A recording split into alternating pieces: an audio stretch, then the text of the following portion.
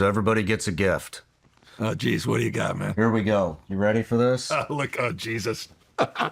Ready for this? Is this an accident? I got to report this gift, man. That is a California compliant Sig Sauer P365 macro. I have to say that this is a brilliant framing mechanism by Shawn Ryan to set up a discussion with a political candidate that has shown abject hostility towards Second Amendment, the right to keep and bear arms, concealed carry, gun rights, and let's be real, a whole bunch of other constitutional rights.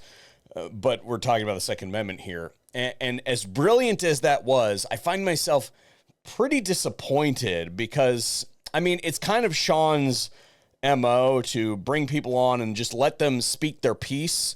And then I suppose retroactively come back and say, yeah, this may not be entirely truthful. But to allow Gavin Newsom to walk into this interview, ask him a realistic question by all counts on concealed carry, and then have him straight up lie to his face and to his audience and just to not address it whatsoever, to just let him run his statistics game. Again, I find myself very disappointed. I really wish that Shawn was a little bit more on the ball with that one and had actually pressed him a little bit. He doesn't have to derail the entire interview or anything.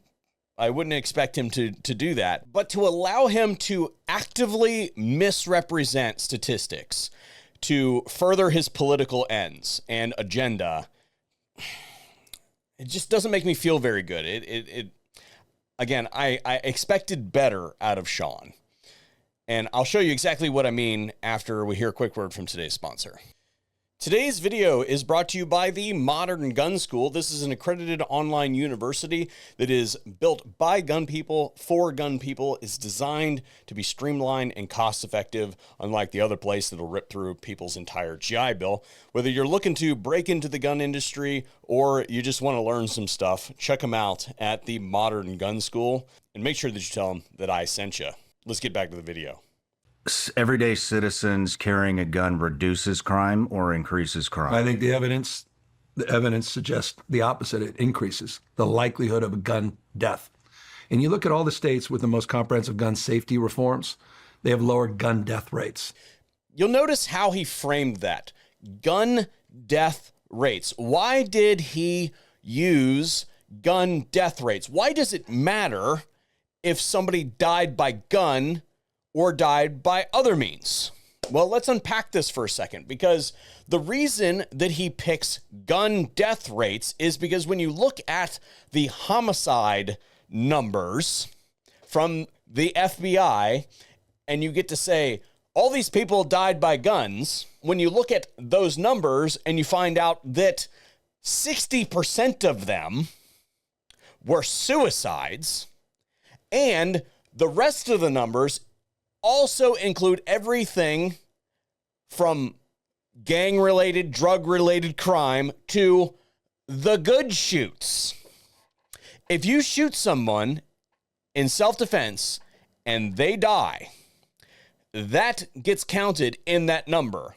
Now, that's a homicide that was ruled self-defense, but it is still a homicide, and it still goes in the column of homicide by gun. They use that statistic because they get to look at these big numbers and say, look at these problems. Because if you frame it that way, then you get to take these numbers and artificially inflate them to make firearms look like they are the biggest problem. You know, I'm challenged by large capacity magazine clips in urban centers and weapons of war that are out there, sometimes outgunning the police.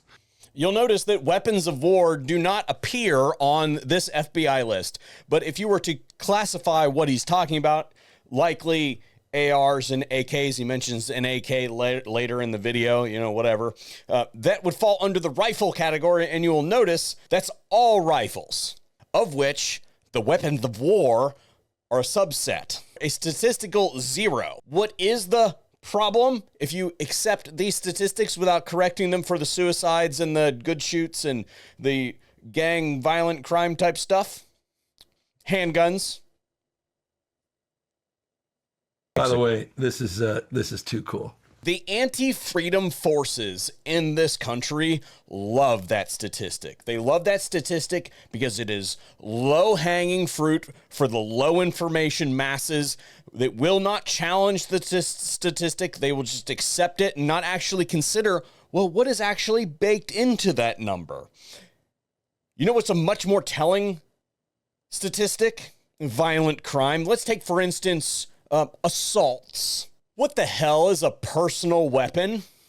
In 2023, there were 1.8 million assaults in the United States where personal weapons such as hands, fists, or feet were used. Handguns are in there again, but let's talk about the rifles for a second. Rifles are beaten out by asphyxiation, motor vehicle, and blunt object by considerable margins, let alone being beat up by hands and feet. I suppose you could headbutt somebody too. The highest murder rates in the country tend to be red states, significantly so. You look at the murder rate, 8 of the top 10 murder rates per capita in the country are all red states. I'm assuming that he's referring to these figures right here. Well, where do all of those violent crimes occur? Places like Birmingham. This is a map of the entire state of Louisiana for the last month. All of it, New Orleans. California, yep, just like you would expect. The highest murder rates in the country tend to be red states. Yeah, there's just one problem with that, Governor. Time and time again, areas controlled by these anti-American, anti-freedom hacks prove to be the worst places in the country. Places where you cannot defend yourself, leave you defenseless, and people become victims. And there's a correlation there. California is one of the lowest gun death rates in America. The reason that their numbers look low is because they have a huge number of people. It's all per capita. It's all by the number of citizens that you have. If you've got a couple pocket areas that are responsible for huge swaths of crime, but the rest of the area is relatively peaceful, then those numbers equal out. Remember that there are 39 million people that live in California. There are 195 countries in the world, and of those 195 countries, only 37 of them have a larger population than California. The next closest is Canada. The reason that the violent crime or murder rates look so bad in Louisiana, Alabama, New Mexico, and et cetera, is because nobody lives there. More people live in Los Angeles than Mississippi. So if one person gets murdered out of 10, that's a 1 in 10 death rate or murder rate. It's simple arithmetic. So by claiming that their efforts reduce these particular problems, when really what they do is make the weapons that you have access to defend yourself less capable of defending yourself against violent attackers, lower magazine capacity, magazine disconnect, which means that the gun will not work if the magazine is jiggled slightly loose. A manual safety, which means it takes you longer to put that round on a particular threat that's coming at you. That is what the rules in California do. Safe storage requirements, red flag laws, et cetera. A culture of control versus freedom. I'll put it to you like this. You can dilute the problem and make it look like it's not that bad. But if somebody's shitting in the water, it still tastes like shit, whether it looks brown or not. People can tell that it's bad. And the problem in California only continues to get worse.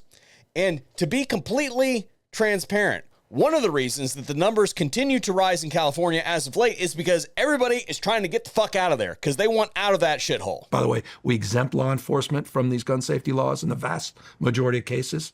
Now, this interview goes on and on. I'll have a link to the full video for you guys to go check it out. I did listen to the whole thing. And I got to tell you, there's a whole lot of bullshit in there. It's just, he didn't do us any favors on this one. He just let the dude walk in and lie to his face. Anyway, that's what I got for you today.